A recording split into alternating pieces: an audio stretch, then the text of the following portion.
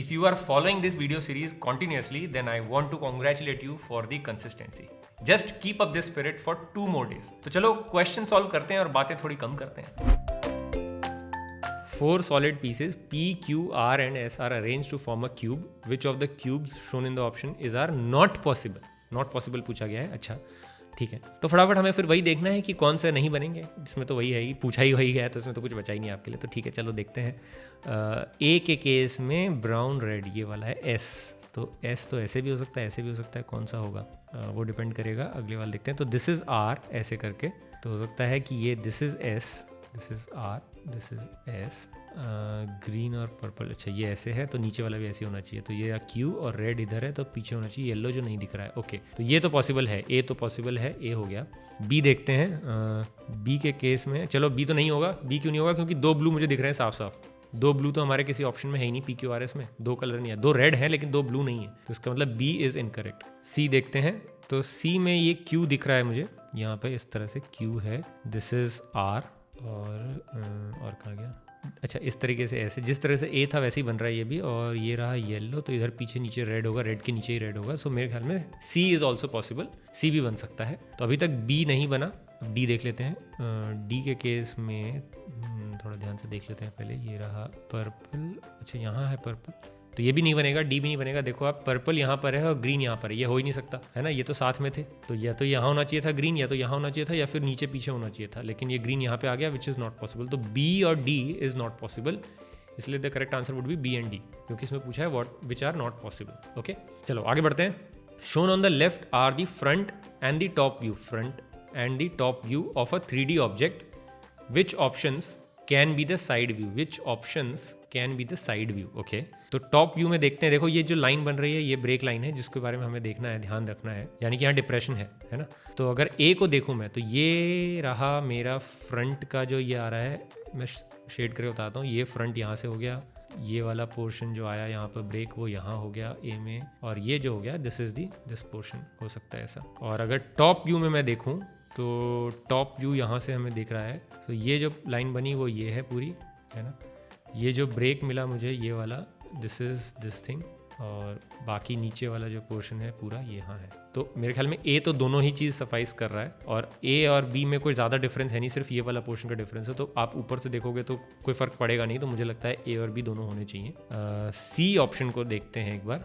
मैं बी पे वापस आऊँगा, अभी मैं श्योर नहीं हूँ, लेकिन मेरे को लग रहा है वो सही है. सी ऑप्शन को देखते हैं. सी में गड़बड़ है. अगर आप देखोगे यहाँ पे, अगर ए सही है, लेट्स से कि मैं अपने ए को ही अगर सही मान के चल रहा हूँ, तो ये मिड में आना चाहिए था यहाँ पे कहीं, ये जो ब्रेक आया. सो इसीलिए मेरे को लगता है सी शुड बी इनकरेक्ट. वो नहीं हो सकता वो चीज़. बचा डी. तो डी और ए बिल्कुल सिमिलर है देखने में, बस यहाँ पर ये चीज़ बन रहा है. ये क्यों बन रहा होगा? ये लाइन क्यों आ रही होगी? जैसा हमने टॉप पे देखा, ये डिप्रेशन होता है तब आती है. इसका मतलब अगर मैं फ्रंट से जब देखूंगा तो ये जो लाइन है, ये जो बॉक्स बना हुआ है, अभी आपको फ्रंट व्यू में जो दिख रहा है वो बिल्कुल ऐसा यहाँ पे दिख रहा है ना. तो ये जरूर डिप्रेशन है यहाँ पर कहीं, यहाँ इस तरफ से देखने में. इसका मतलब ये जो बॉक्स है वो यहाँ पर है कहीं ऐसा. मुझे नहीं पता कितनी दूर पे, लेकिन यहाँ पे गैप होना चाहिए था, जो कि फ्रंट व्यू में दिखना चाहिए. लेकिन फ्रंट व्यू में तो ऐसा नहीं है. फ्रंट व्यू तो ये है. इसका मतलब this line is not possible. इसका मतलब this line is not possible. लेकिन ये डी में है, that means D is not possible. आप समझ रहे हो मैं क्या बोलना चाह रहा हूँ? क्योंकि ये लाइन की वजह से, ये डिप्रेशन लाइन जो बन रही है, इसकी वजह से मैं बोल रहा हूँ. ये कैसे बन सकती है? ये नहीं बन सकती, क्योंकि फ्रंट व्यू में ऐसा कुछ नहीं है. तो ए तो करेक्ट है. अब बी एक बार देख लेते हैं फिर से. बी में मुझे कोई गड़बड़ लग नहीं रही है. अगर मैं ऊपर से भी देखूंगा तो ये रहा मेरा टॉप व्यू पूरा. ये टॉप व्यू मेरा, अच्छा ये रहा टॉप व्यू मेरा, ये रहा ये, और ये रहा ये वाला पूरा पोर्शन नीचे वाला, जो कि यहाँ से बन जाएगा. ठीक है, तो B, A and B is the correct answer in this case. Okay, moving ahead.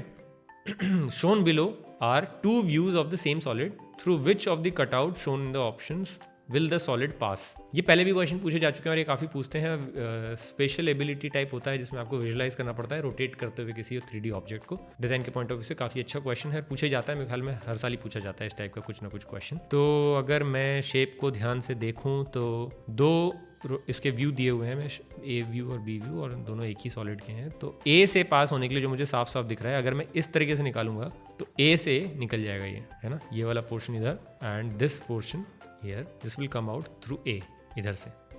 B पूरी तरीके से गलत है. बी में कुछ सही नहीं है. बी पूरी तरीके से अपने आप में गलत है. ये चीज़ जो है, ये पोर्शन तो बन रहा है, लेकिन अगर आप देखोगे ये जो साइड है, दिस इज थोड़ा सा स्लाइटली इधर है ना, जबकि ये चीज़ यहीं पे शुरू हो गई यहाँ पे. तो बी तो नहीं निकल सकता. निकलता है ऐसे ही, लेकिन बी नहीं निकल सकता है. सी को अगर हमें निकालना है, C will be from this side, C will be from this side, I think yes. तो ये वाला पोर्शन जो आ गया वो ये है, I hope you can see, और ये जो बड़ा वाला पोर्शन आया वो ये है, सो C is from this side and D I think, तो ये वाला जो साइड, ये जो पूरी लेंथ है, मैं इसको देख रहा था, मैं क्या चीज़ देख रहा हूँ इसमें एक्चुअली में, कि D की जो ये लेंथ है should be equal to basically this length, ये वाला लेंथ देख रहे हो, ये जो लेंथ आई है यहाँ से, ये लेंथ बिल्कुल which is equal to that. तो एक्चुअली हो क्या रहा है, D is coming from the top, यहाँ से अगर इस तरह से निकालेंगे तो D की तरफ से निकल जाएगा वो, सो D इज ऑल्सो करेक्ट, तो A, C and D are the correct option in this case.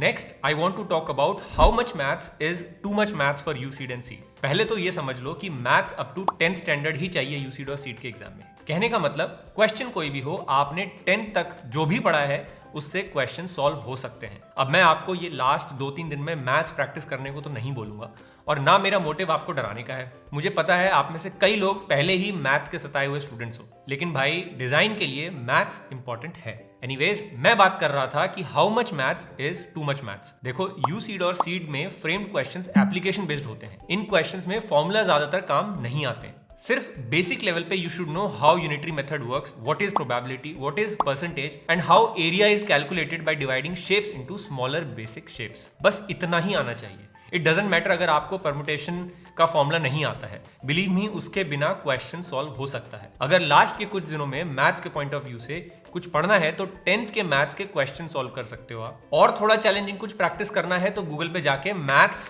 Puzzle on area या फिर प्रोबेबिलिटी और परसेंटेज लिख के इमेज सर्च कर दो। You will find questions similar to questions asked in UCEED and CEED. Moving ahead, let's talk about the last question asked in CEED exam, and that is question number 5, problem identification. Designer बनने के लिए सबसे important skill. अब वैसे तो इस topic में बहुत कुछ है मेरे पास बात करने के लिए, लेकिन कीपिंग इन माइंड टाइम जो एग्जाम में रह गया है, लेट्स टॉक अबाउट कि इस सेक्शन में स्कोर करने के लिए किन बातों का ध्यान रखना चाहिए। फर्स्ट, क्वेश्चन में साफ लिखा रहता है कि define problems only and don't suggest any solution. लेकिन आप जब एग्जाम में लिखते हो कि there is no cover to save the brush from dust, let's say इस क्वेश्चन में, तो वो प्रॉब्लम नहीं सोल्यूशन है। या फिर इस क्वेश्चन में कि there are no soaps to wash hand, ये भी तो एक सोल्यूशन ही हुआ ना। एक्चुअली प्रॉब्लम डिफाइन करना सबसे मुश्किल काम है, तभी तो वो आपसे सिर्फ प्रॉब्लम ही पूछ रहे हैं। लेकिन देखो, बाय डिफॉल्ट हम सॉल्यूशन ही सोचते हैं ऐसे सिचुएशन में। सो पहला पॉइंट तो यही है कि try to be conscious of how you are framing the sentence. Second, try to think problem from different perspective. For example, इस ट्रेन वाले क्वेश्चन में think of problem from point of view of getting in, standing there, getting the luggage into the train etcetera. इस तरह you will address diverse set of problems in a situation, and that's why you will be awarded marks in this section. That's it. I hope these suggestions and insights are helping you develop better perspective for the exam. See you tomorrow.